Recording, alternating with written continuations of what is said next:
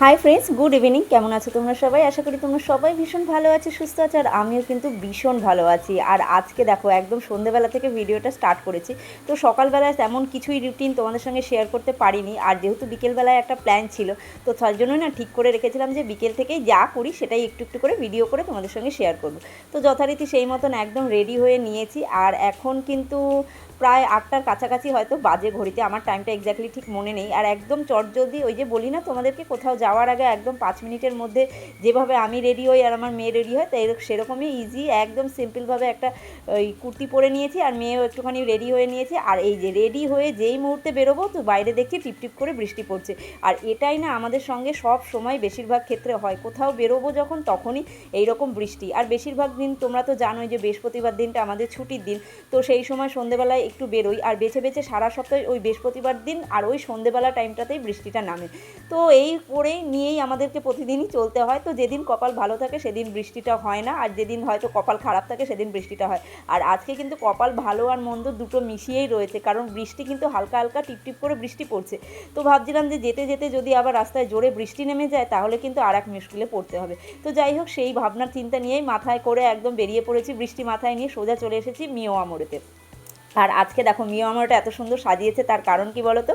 আজকে হচ্ছে মিও আমরের জন্মদিন। তো কিছুদিন আগে না আমার ফোনে একটা মেসেজ এসেছিলো, তো সেইখানেই ডেটটা লেখা ছিল যে 8 তারিখে মিও আমরের জন্মদিন। আর সেই সময় না আমি আমার মেয়েকে বলেছিলাম যে জানিস তো আজকে মানে আজকে 8 তারিখে কিন্তু মিও আমরের জন্মদিন। আর সেদিন থেকে, যেদিন ওকে বলেছি সেদিন থেকেই কিন্তু ও ডেটটা মাথায় রেখে দিয়েছে, মানে কবে ওই 8 তারিখ আসবে আর কবে ও মিও আমরতে আসবে। তো এসেই দেখলাম এখানে বেশ মানে মানে খুব একটা ভিড় ছিল না, কিন্তু সকালের দিক থেকে না প্রচণ্ড ভিড় ছিল। তার কারণ কি বলতো, যখন এখান থেকে স্কুল থেকে বাড়ি ফিরছিলাম তখনই দেখছিলাম।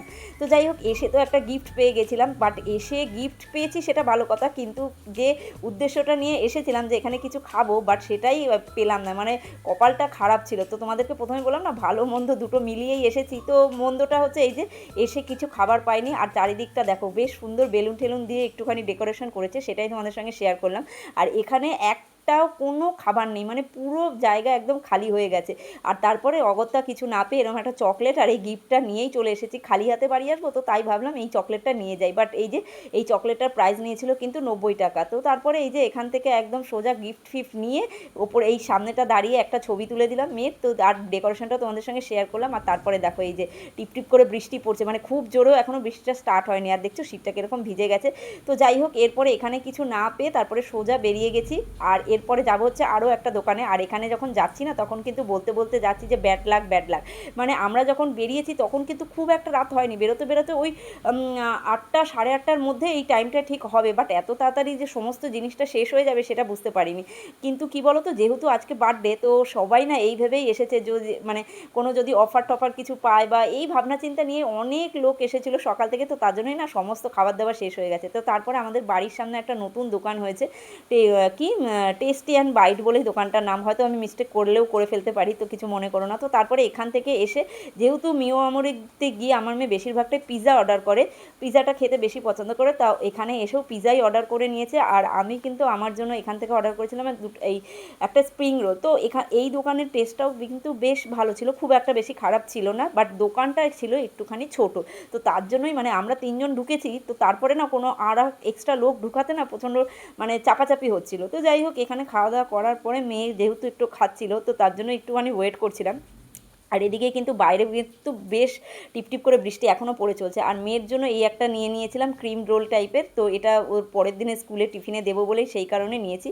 আর তারপরে দেখো এই যে খাওয়া দাওয়া কমপ্লিট করে একদম সোজা বেরিয়ে যাচ্ছি। আর এখন যখন বেরোচ্ছি তখন ঘড়িতে বাজে হচ্ছে প্রায় 9টা 10-15 এরকম হবে।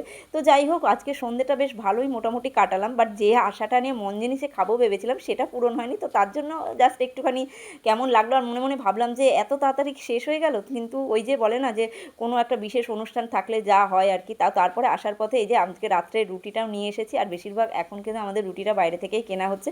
তো আসার সাথে সাথে তো আমার মেয়ে কতক্ষণে এই চকলেটটা খুলবে সেটা নিয়ে ভীষণ এক্সাইটেড ছিল। তো তাই হোক, চকলেটটা যখন ওপেন করেছে ভাবলাম তোমাদের সঙ্গে একটুখানি ভিডিও করে শেয়ার করে দিই যে এটার টেস্ট কেমন। বাট এই চকলেটটার টেস্টটা কিন্তু আমার খুব একটা বেশি ভালো লাগেনি, কেন জানি না। আমার চকলেটের মধ্যে বেশিরভাগ টেস্ট ভালো লাগে হচ্ছে কিটক্যাটে।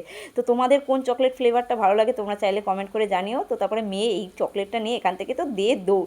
তো তারপরে এই যে ওর ঠাম্মির সঙ্গে একটুখানি শেয়ার করলো, মোটামুটি সবার সঙ্গে এই চকলেটটা একটুখানি শেয়ার করে ভাগাভাগি করে খাওয়া হলো। তো তারপরে সোজা বসে পড়েছিলাম হচ্ছে, মেয়ের পরের দিন ছিল কার্ড মেকিংয়ের একটা কম্পিটিশান, তো সেটা প্র্যাকটিস করানোর জন্যই বসে পড়েছিলাম। আর আজকের মতো গল্প এখানেই